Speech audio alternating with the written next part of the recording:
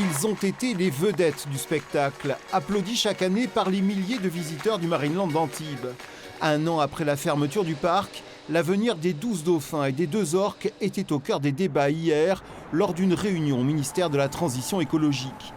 Le sort des dauphins a été tranché. En 2027, ils seront accueillis au sein du zoo de Beauval dans le Loir-et-Cher.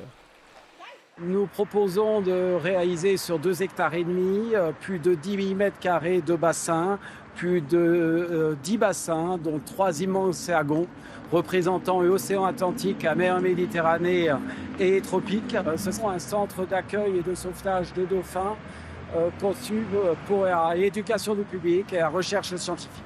Cette solution ne convainc pas du tout les ONG présentes à la réunion. Ils ne seront pas dans l'océan.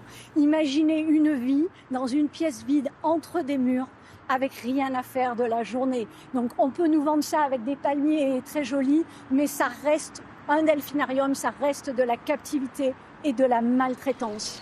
Reste à régler le cas le plus épineux et le plus urgent, celui de Wiki et Keijo. Les bassins où les 2 orques évoluent à Antibes sont très dégradés et menacent de s'effondrer à tout instant.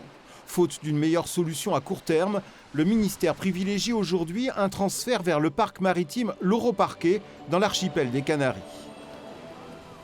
Les orques ne peuvent pas aller à l'Europarquet parce que le gouvernement espagnol dit non.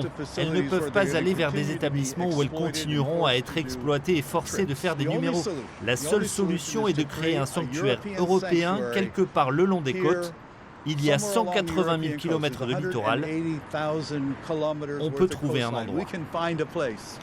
Le ministère prendra une décision définitive d'ici la fin du mois de mars.